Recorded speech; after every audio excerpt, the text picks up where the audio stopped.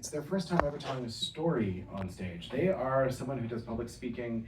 They talk a lot about invisible disabilities, and they are a phenomenal public speaker, because after we sat down and talked about their story, I wanted to know more, so I just started watching clips of her online that were just remarkable, and she's a remarkable teller. Please welcome to the stage, Lauren Pires, everyone.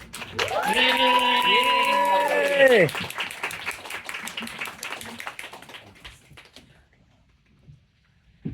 Hi. So, online dating gets a lot of hate, and I'm probably one of the few people who actually enjoyed it.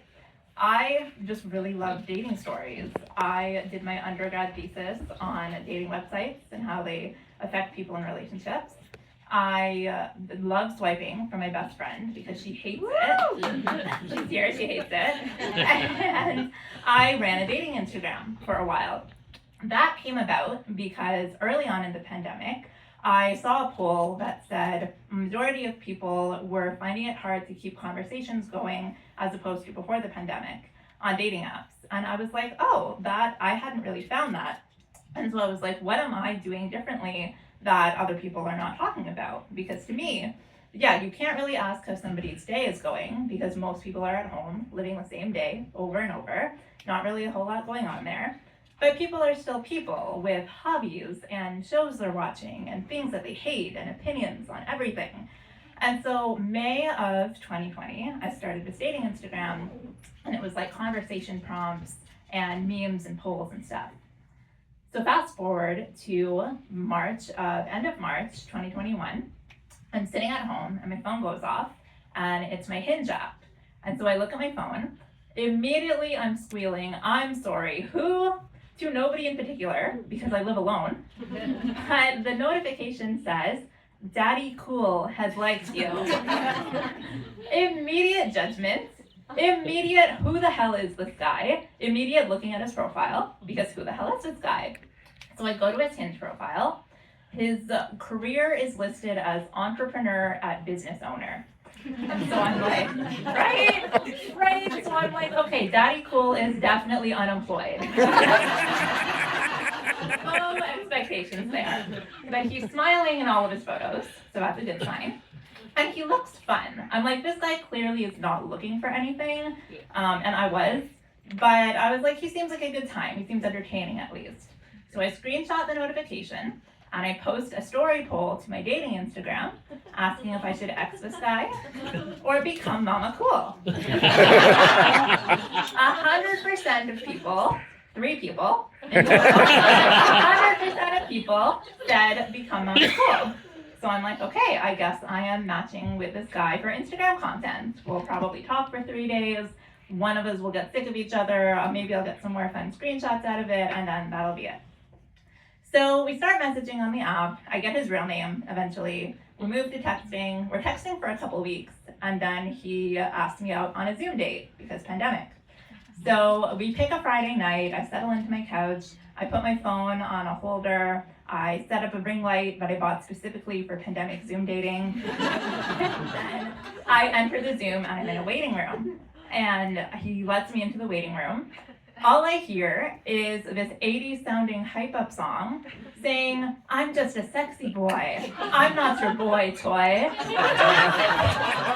Set to a screen share of a WWE wrestler screaming and dancing all over the ring. It was ridiculous, and I could not stop laughing. And I saw him smiling in the small square in the corner. He said he didn't know how to make a first impression during a video date, but he definitely did. So the Zoom dates are really good. We end up doing like 6 weeks in a row of Friday night Zoom dates, and they're all 5 hours long. And in between, we're texting pretty much every day. And we're bonding over the fact that we both do events for a living. He does have a job, surprise, surprise. We're bonding over the fact we both do events. I run a South Asian festival. He does an inspirational speaking event. We talk about our love languages. We talk about our past favorite Halloween costumes. I say that I'm very proud to have won a Halloween costume contest where I dressed up as a birthday gift. And he said I have to teach him my winning ways and asked if I have a hot date for Halloween. It's April. So no, I don't yet, but I like that he's thinking long term. The other intriguing thing about him was, so he ran an inspirational speaking event, and I have a soft spot for adversity stories because I have an invisible disability.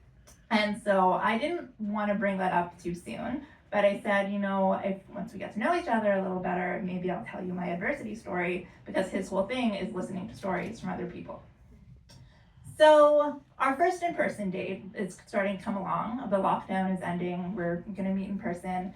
And I was really nervous because when you're dating with an invisible disability, you never know how it's going to come up. You're not really sure how to tell people. In my case, I have a muscle disorder where some of the mitochondria in my muscles is missing. And so you might have seen the meme that the mitochondria is the powerhouse of the cell and helps convert energy into strength. And I have about 33% of the strength of the average person. So things like walking up a flight of stairs, opening a heavy door, they're all just harder for me than average. And so I'm pretty open about it now, but only for the last year and a half. Before that, I never used to tell people about it. Only a few people knew. So the first in-person date comes and goes, and I'm really nervous. He's really nice. He's smiling a lot. We're getting used to each other in person. It's okay overall. It's good enough for a second date. Second date comes along. He picks me up.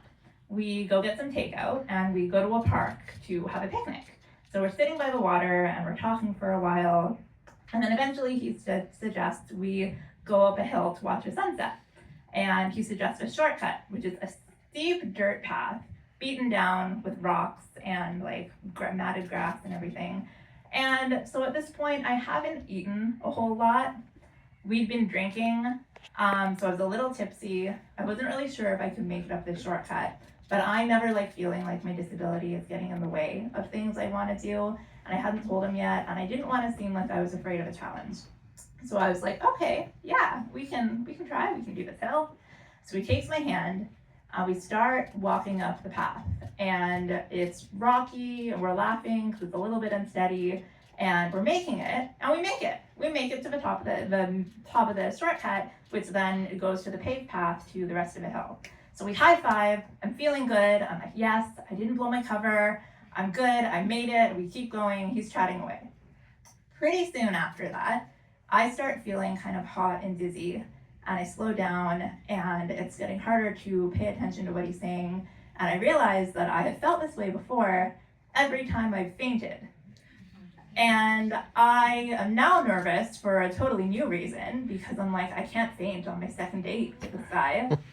And he must have noticed that something was wrong, because he asked if I wanted to sit down for a bit, and he put down the picnic blanket on this rocky, gravelly grass by the side of the path. So I sit down, and I'm trying to catch my breath. I can't look at him. He hands me a bottle of water. I take a sip of water, and I'm just trying to pull myself together. And as I'm starting to feel better, I'm like, this is so weird. I hate this. I am gonna have to tell him, like, I'm gonna have to reveal it after all.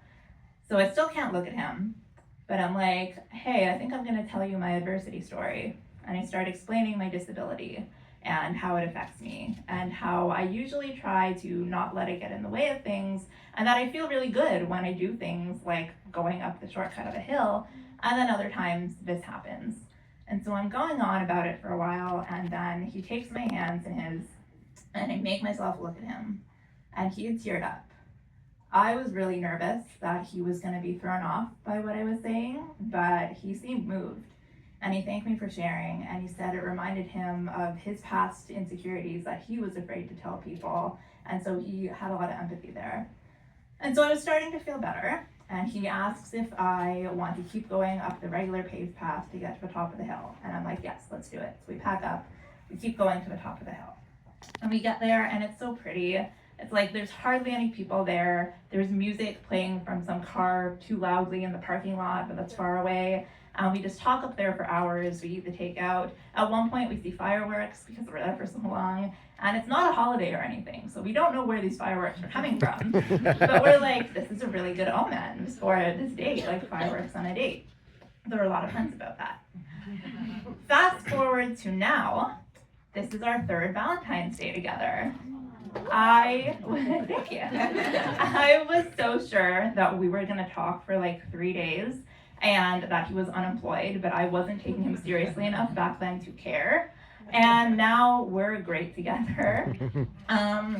He is actually a main reason that I am so open about my disability now. I'm an invisible disability speaker, as Paul said, and I've been on this whole self-acceptance journey about it, and I owe a lot of that to him. I had put the Mama Cool, kind of become Mama Cool story on my Instagram, kind of as a joke, just to mock him, even though he wasn't following it then, just to like make fun of it. But the more I thought about it after, the more I was like, this really is the energy that I want to channel more. Mama Cool sounds like someone who would accept all parts of herself. And that's exactly what I'm going for. Yeah!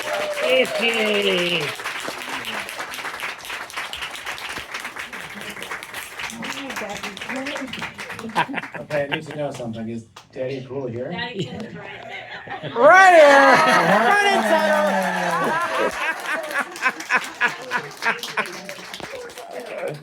Listen, you can follow Lauren on social media. Lauren says yay, but that handle might be changing soon, apparently. So just keep an eye out and find out. Lauren's also going to be on breakfast television talking about Rare Disease Day on February 29th. The rarest day of the year. This year in particular. It's a day. We screwed up the calendar, okay? We just need to own that, and it'll be totally fine. I think it's one of those. All right, let's bring up our next.